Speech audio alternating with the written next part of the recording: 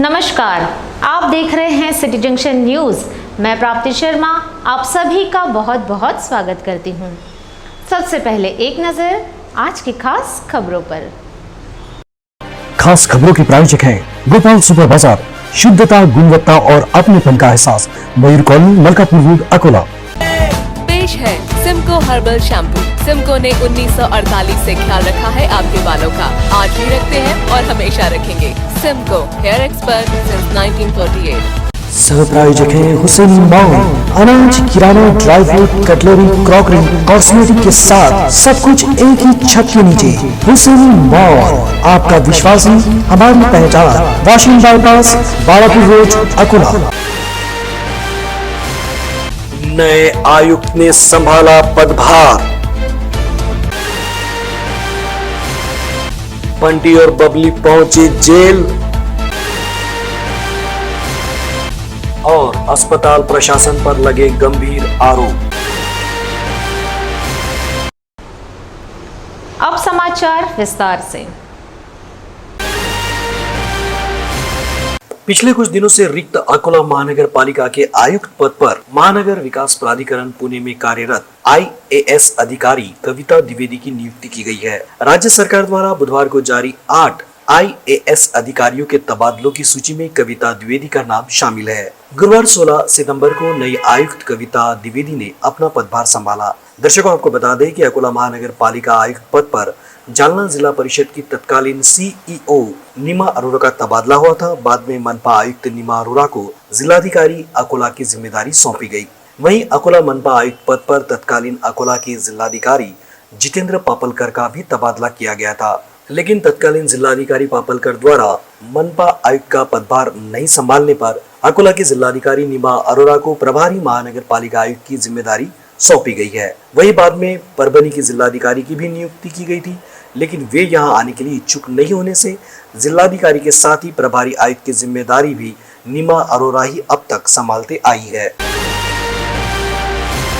स्थानीय डाबकी रोड थाना अंतर्गत आने वाले अयोध्या नगर परिसर निवासी श्रीमती शोभा अनिल वानखड़े ने 4 सितंबर को डाबकी रोड थाना में रपट दी थी, जिसमें उन्होंने बताया था कि मॉर्निंग वॉक के दौरान एक मोटरसाइकिल पर 2 सवारों ने उनके गले की सोने की चेन झपट कर फरार हो गए। इस रपट के आधार पर पुलिस ने धारा 392 यानी कि जबरन चोरी के तहत अपराध दर्ज किया। LCB ने इसी मामले की जांच का बेड़ा उठाते हुए पड़ताल शुरू की, जिसमें खड़की परिसर निवासी प्रकाश भानुदास लोंडे उम्र 30 और चांदूर के गजानन नगर में रहने वाली शुभा अशोक कोडे उम्र 34 इन्हें हिरासत में लेकर गहन पूछताछ की, जिसमें उन्होंने कबूल किया कि अयोध्या नगर परिसर में जबरन चोरी की वारदात को उन्होंने ही अंजाम दिया है। दोनों के पास से चोरी की गए माल में से कुल 1,09,000 रुपए का माल बरामद किया गया है। ये कार्रवाई जिला पुलिस अधीक्षक जी श्रीधर, अतिरिक्त पुलिस अधीक्षक मोनिका राउत तथा LCB के प्रमुख संतोष महले के मार्गदर्शन में API नितिन चौहान, ASI गोपीलाल मावले, राजपाल ठाकुर तथा गणेश पांडे, संदीप काटकर, फिरोज शेख, शक्ति कामले, वीरेंद्र लाड़, महिला पुलिसकर्मी गीता अवचार, अविनाश मावले, विजय कामले और गोकुल चौहान ने इस कार्रवाई को अंजाम दिया।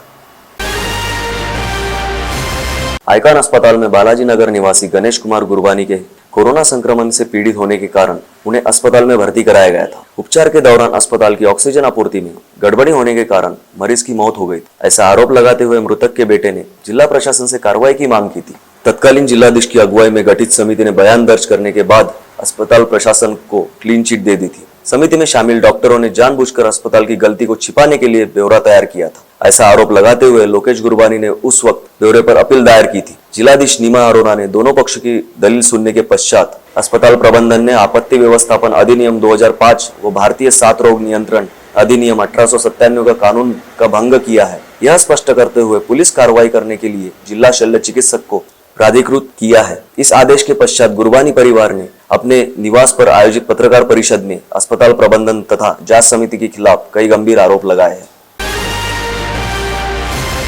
बुधवार 15 सितंबर को बैंक ऑफ महाराष्ट्र आंचलिक कार्यालय के सामने सुबह 10 से शाम 5 बजे तक बैंकों में नौकर भर्ती की मांग को लेकर महाबैंक कर्मचारी की ओर से धरना आंदोलन किया गया। इसके पश्चात अंचल प्रबंधक को नौकर भर्ती की मांग का निवेदन सौंपा गया।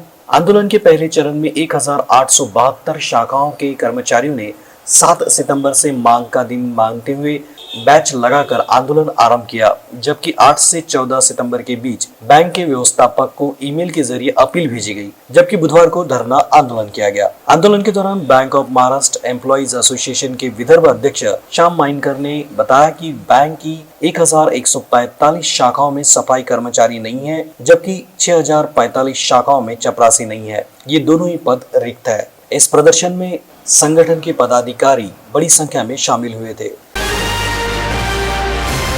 हाल ही में महिला तथा बालिका के साथ हुए हादसों को गंभीरता से लेते हुए जिला पुलिस अधीक्षक जी श्रीधर ने सभी थाना अधिकारियों को सजग रहने के आदेश दिए हैं। इसी कड़ी में ट्रैफिक विभाग के पुलिस निरीक्षक विलास पाटिल ने ऑटो चालक तथा संगठन के पदाधिकारियों के साथ एक बैठक की। इस बैठक में उन्होंने सभी को निर्देश दिए कि यात्रियों की, विशेषकर महिला, युवती और बालिकाओं की सुरक्षा की ओर विशेष ध्यान दे। वहीं ऑटो में सवारी बैठाते समय ऐसी भाषा का प्रयोग न करें जिसमें अश्लीलता हो। इसके अलावा ऑटो चलाते समय ट्रैफिक तथा आरटीओ नियमों का कड़ाई से पालन करें। यूनियन बैंक ऑफ अकोला की शाखा के प्रबंधक के माध्यम से रामदासपेट थाना में एक प्राथमिकी दर्ज कराई गई है, जिसमें 36,41,546 रुपयों की जालसाजी का आरोप के तहत मुझे भी आरोपी नामजद किया गया है। दरअसल बैंक का यह रवैया एक साजिश के तहत मेरे खिलाफ की गई द्वेषपूर्वक कार्रवाई है। ये दावा शहर के अभियंता मोहम्मद सफवान जावेद इकबाल ने किया है। उनके खिलाफ दर्ज हुई जालसाजी के एक मामले में अपना पक्ष रखने के लिए बुधवार को बुलाई गई पत्रकार परिषद में उन्होंने अपने स्पष्टीकरण में ये बताया कि जिस संपत्ति को गिरवी रखने का एफआईआर आरोप में है, दरअसल उस भूखंड के पूर्वी सहित पश्चिमी दिशा में 2 डुप्लेक्स का निर्माण किया गया था, जिसके लिए सभी सरकारी दस्तावेजों की खानापूर्ति एवं अनुमति की प्रक्रिया को अंजाम दिया गया।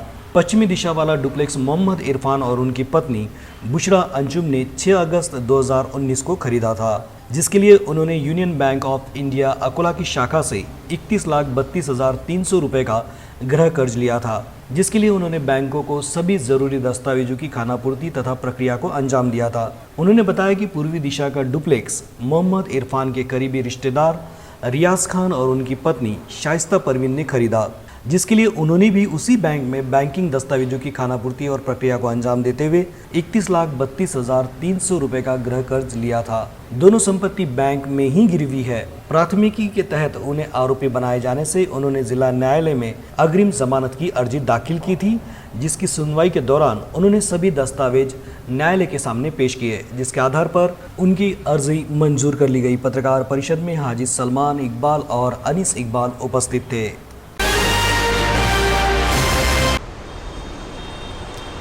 अंत में एक नजर आज की खास खबरों पर। खास खबरों के प्रायोजक हैं गोपाल सुपर बाजार, शुद्धता, गुणवत्ता और अपनेपन का एहसास, मयूर कॉलोनी, मलकापुर रोड, अकोला। पेश है सिमको हर्बल शैम्पू। सिमको ने 1948 से ख्याल रखा है आपके बालों का, आज भी रखते हैं और हमेशा रखेंगे। Simco hair expert since 1948। सह प्रायोजक है हुसैन मॉल, अनाज, किराना, dry fruit, cutlery, crockery, cosmetic के साथ सब कुछ एक ही छत के नीचे। हुसैन मॉल, आपका विश्वास ही हमारी पहचान। Washing bypass, Balapur road, Akola. नए आयुक्त ने संभाला पदभार। बंटी और बबली पहुंचे जेल और अस्पताल प्रशासन पर लगे गंभीर आरोप। आज के लिए बस इतना ही। कल फिर मिलते हैं नई ताज़ा खबरों के साथ, तो बने रहिए सिटी जंक्शन न्यूज़ के साथ। सिटी जंक्शन, अपना चैनल, अपनी बात।